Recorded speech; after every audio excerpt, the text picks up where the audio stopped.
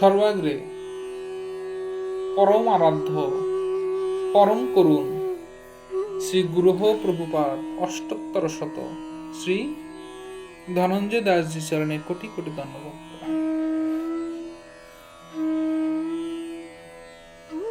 জয় নিতাই, জয় গৌর। কলি পাবন অবতার পরম করুণ করুণা ঘন বিগ্রহ শ্রীমন নিতাই চাঁদের অশেষ করুণা কটাক্ষে আমরা উপবেশন করেছি শ্রীমদ ভাগবতী কথামৃত লহরী আস্বাদনের জন্য। গতদিন পর্যন্ত আমরা শ্রীমদ ভাগবতের মাহাত্ম্য উপলব্ধি করার প্রয়াস করেছি। মাহাত্ম্য আস্বাদন করে এইটুকু তো উপলব্ধি হয়ে গেছে যে ভাগবত দেখতে পুস্তক হলেও তিনি সাধারণ কোনো পুস্তক নন। ভাগবত পুস্তক রূপে স্বয়ং শ্রীকৃষ্ণই, গ্রন্থ রূপে ভাগবত কৃষ্ণ অবতার।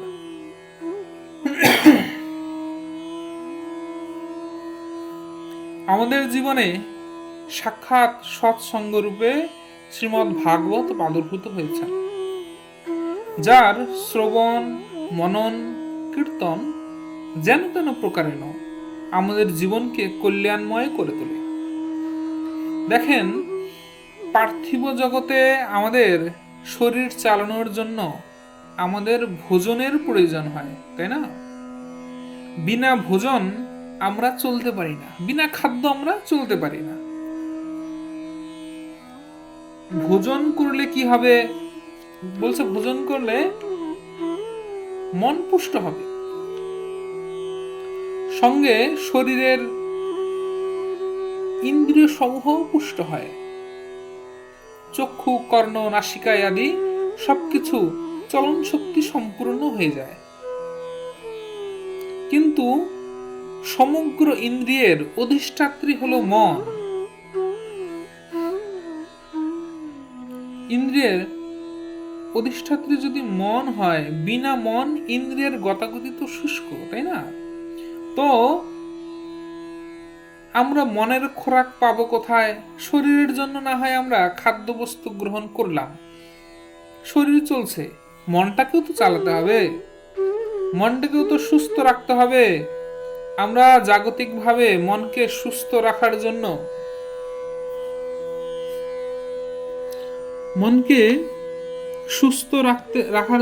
অনেক বিবিধ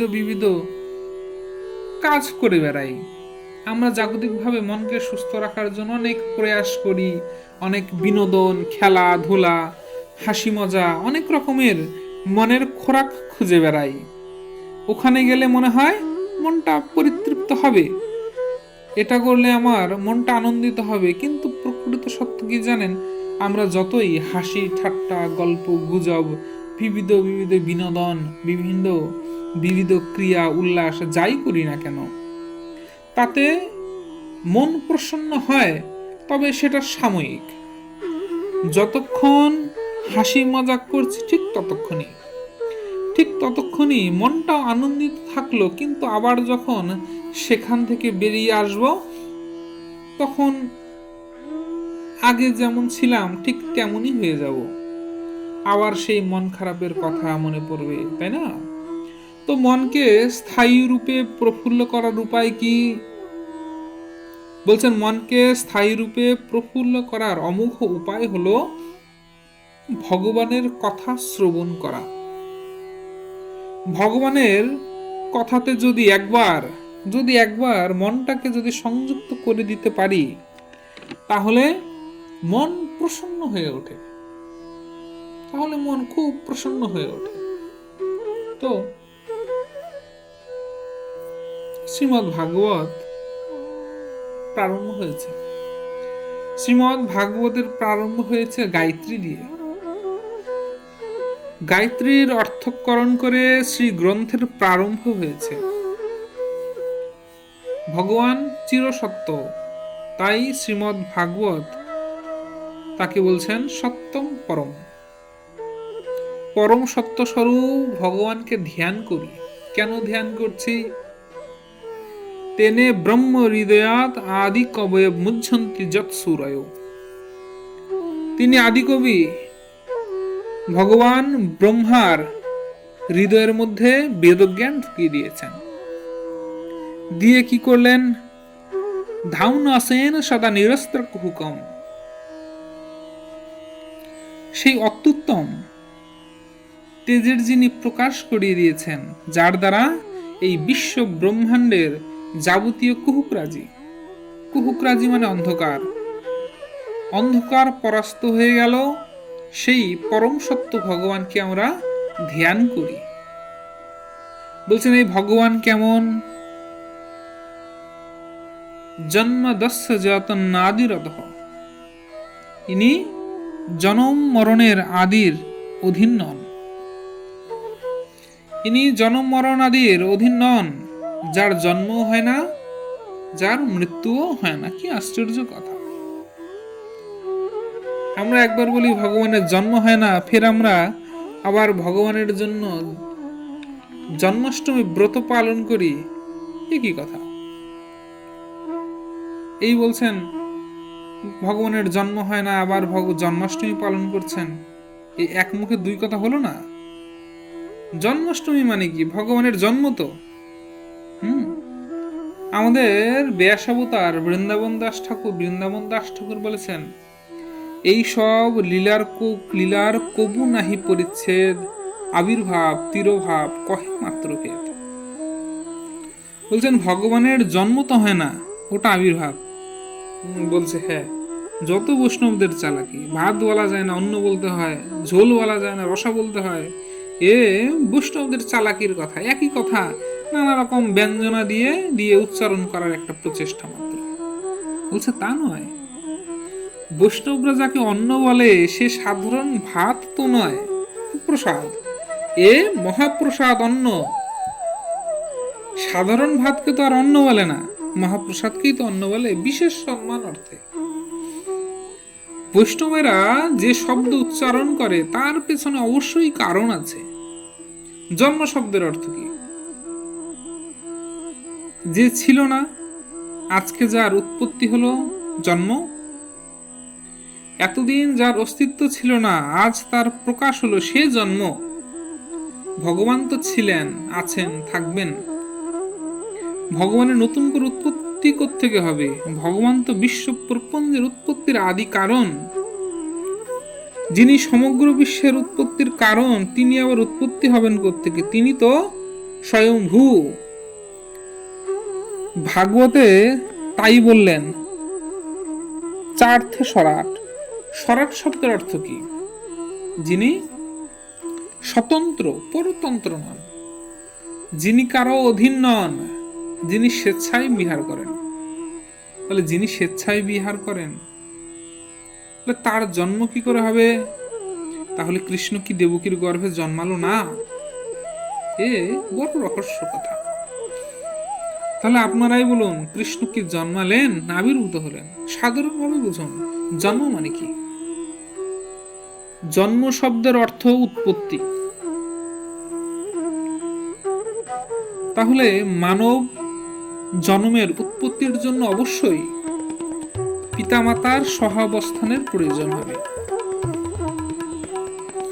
পিতামাতা সম্মিলিত না হয়ে আরেকটা শরীর প্রাপ্তি করে, পিতামাতা সম্মিলিত হয়েই একটা শরীর প্রাপ্তি করে। তাহলে ভালো করে চিন্তা করুন, দেবকী বসুদেব যেদিন বিয়ে হলো, সেদিন সবে ছুটছেন, যাত্রা করেছেন কংস, অমনি দৈববাণী বাদ সাজল, মূর্খ, যেই বোনকে নিয়ে এত মাতামাতি করছিস কংস, তোর ওরই অষ্টম গর্ভের সন্তান তোর মৃত্যুর কারণ হবে। কংস তো এতক্ষণ খুব ভালো মানুষের একটা ভাব নিয়েছিল, ভালো ভালো একটা ভাব প্রজাদের দান করলো, দক্ষিণা খাওয়া দাওয়া করাচ্ছে, প্রজারাও ভাবছে না কংস অতটাও খারাপ নয়। বাবা কাকা তো বলেন বিয়েতে এত ধুমধাম করে বিয়ে করালো, নিজের বোন হলে কত কিনা করতো। যে কাকাতো বোনের বিয়েতে এত কিছু করতে পারে, তাহলে সে কি খারাপ? তাহলে মহারাজ উগ্রসেনেরই কোনো দোষ ছিল। আমরা তো রাজবাড়ির ভেতরের খবর জানি না। দোষ না থাকলে এত ভালো ছেলে তার বাপকে কারাগারে আটকে দিয়ে রাজা হয়েছে। রাজা উগ্রসেনেরও কোনো দোষ ছিল।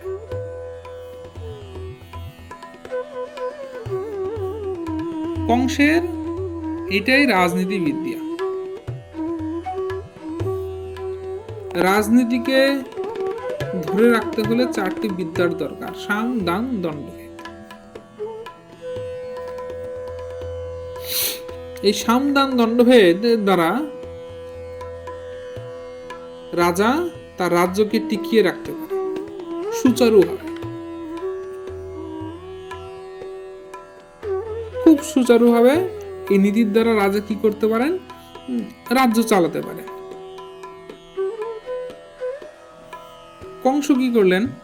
কংস তো রাজনীতিবিদ, এই 4টি নীতি খুব ভালোভাবে জানা। কংস দেখলেন বাপকে আটকে রেখেছি, তা সবাই তো খারাপ বলছে আমাকে। কংস তাই নিজের সেই ময়লা ধুলো ঝেড়ে ফেলার জন্য এই নীতি অবলম্বন করলেন, প্রচুর দান করা হোক, দান করা। তো দান করার তো কোনো বাহানা চাই, তো বাহানা হলো দেবকীর বিয়ে। সেই বাহানা। কংস তো দানশীল নয় যে দেবকীর বিয়ে কাঁধে নিয়ে এত কিছু দান করবে। আসলে কংস চাইছিল যে এই উপলক্ষে প্রজারা খাওয়া দাওয়া করুক, দান দক্ষিণা নেক, তাহলে প্রজাদেরকে হাতের মুঠোয় আনা যাবে। হয়েও ছিল তাই। বাদ সাজলো বেচারা দৈববাণী। দৈববাণী এমন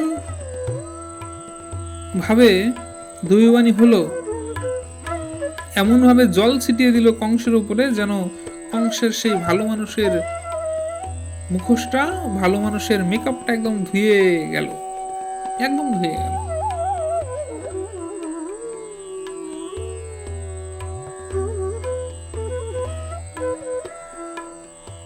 কংস বলে, কি দেবকীর ছেলে আমাকে মারবে? আমি দেবকীকে মেরে ফেলবো। সঙ্গে সঙ্গে তরবারি নিষ্কাশিত করলেন। লোকজন বলছে, ওরে বাবা, ইনি তো বোনকে ভালোবাসে না, তো পাজি লোক।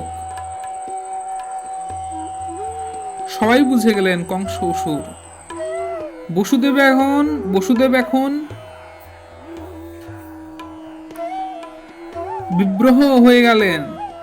বিব্রহ হয়ে গেছেন। সর্বনাশ, সবে বিয়ে করলাম, এত মন্ত্র উচ্চারণ করলাম, এত প্রতিশ্রুতিবদ্ধ হলাম, একে মৃত্যু পর্যন্ত রক্ষা করব, এখন দেখি বেচারি ভাইয়ের হাতে এই বেঘরে প্রাণ হারাবে। আমি স্বামী হয়ে রক্ষা না করতে পারলে আমার তো পাপ হবে।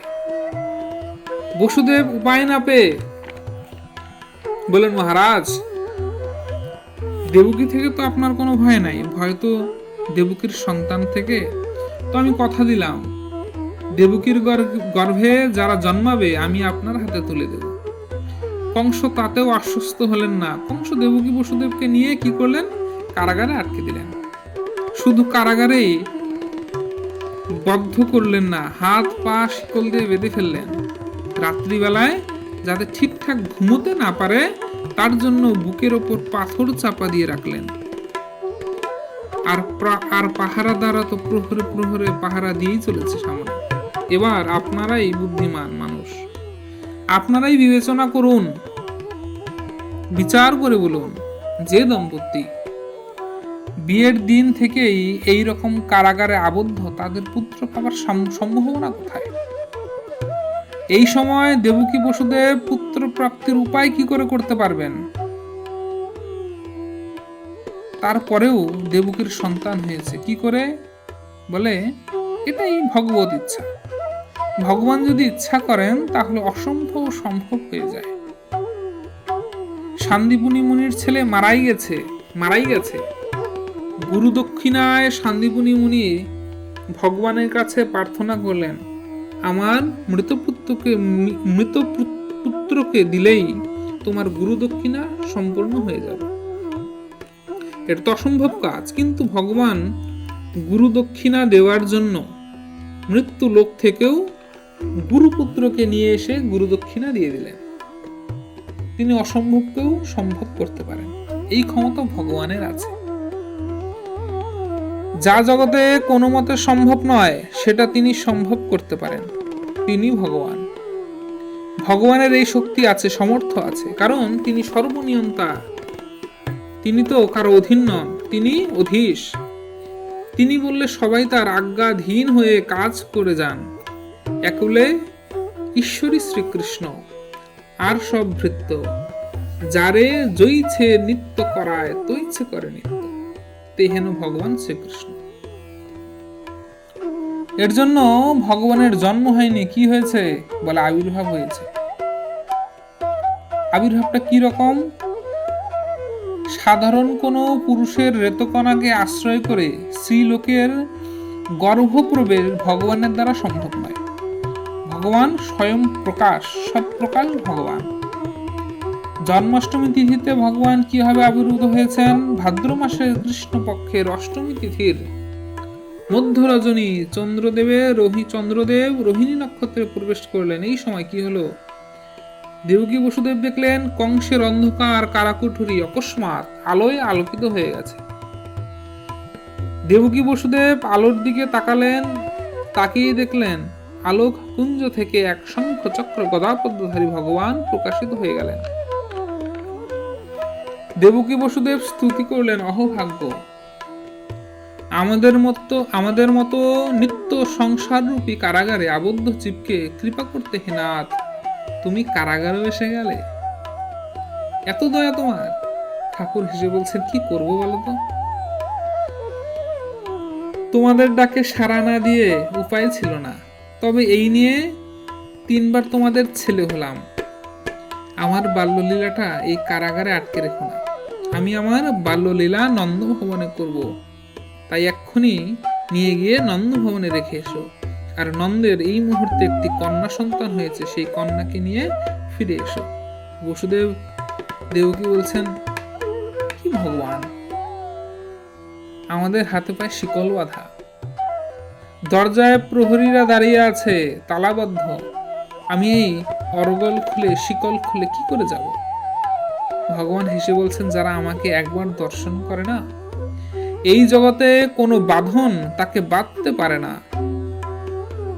ভগবান শুধু এই বললেন, আর সঙ্গে সঙ্গে সেই জ্যোতির্ময় ভগবান পুত্র রূপ পরিগ্রহ করলেন।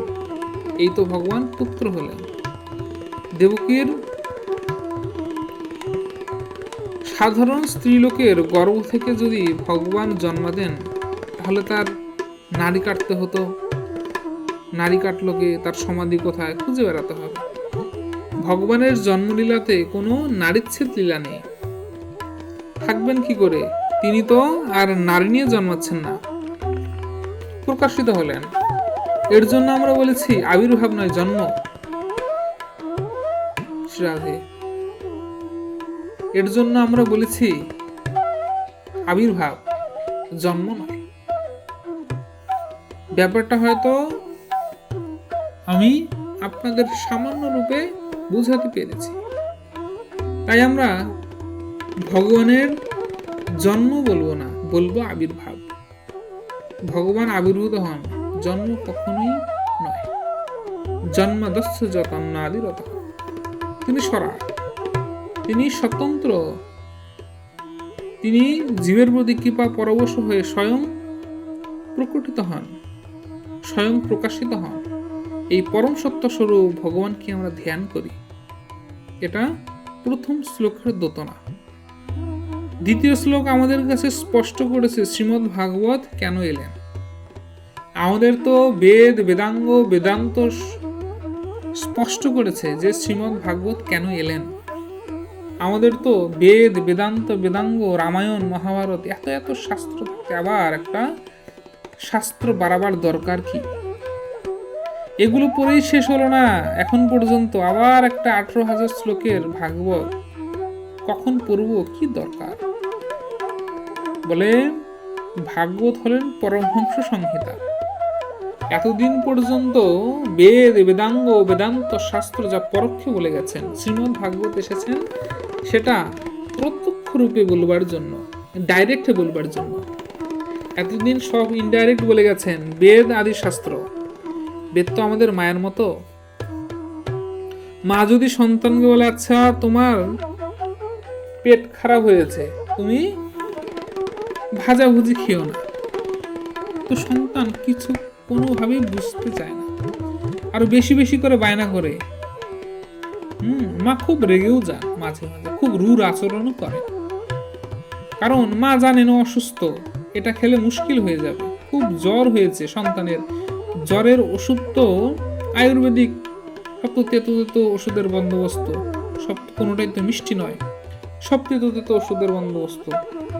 জ্বরের ঔষধ সন্তান বলছেন আমি খাবো না। এখন মা দেখলেন ঔষধ যদি না খায় তাহলে রোগ কি করে ভালো হবে।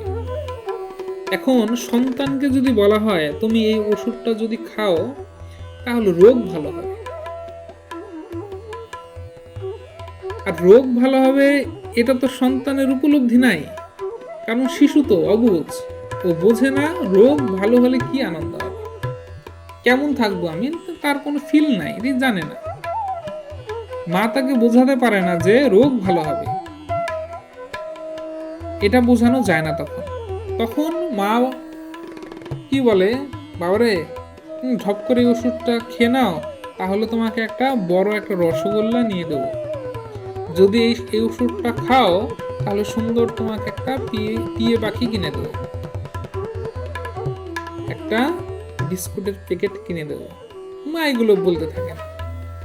সন্তান মায়ের প্রলোভনে ভাবলেন যে একবার ওষুধটা খেয়েই নেই, যদি হাতি ঘোড়া, যদি বিস্কুটের প্যাকেট যদি পাওয়া যায়, যদি রসগোল্লা যদি পাওয়া যায়, ঢপ করে ওষুধটা খেয়েই নেই।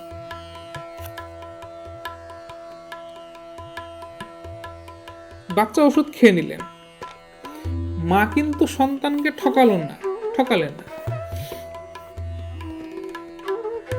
ওষুধ খাওয়ার পর মা কি করলেন, রসগোল্লা কিনে দিলেন, একটা বিস্কুটের প্যাকেট কিনে দিলেন, একটা টিয়ে পাখি কিনে দিলেন।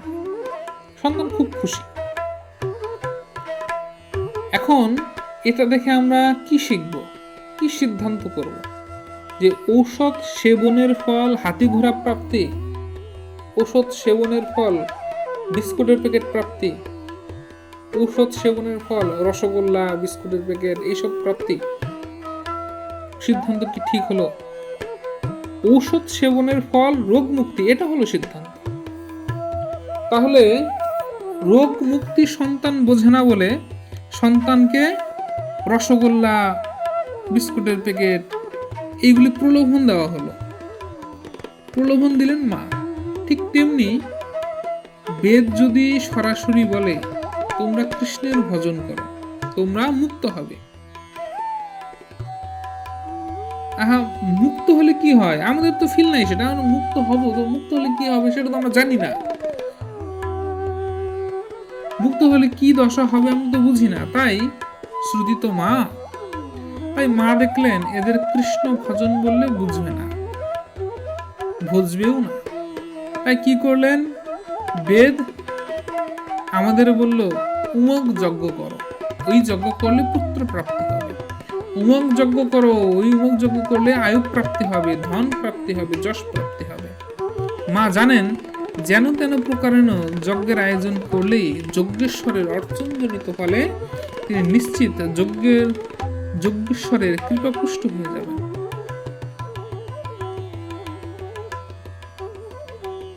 এ তো সরল উপায়।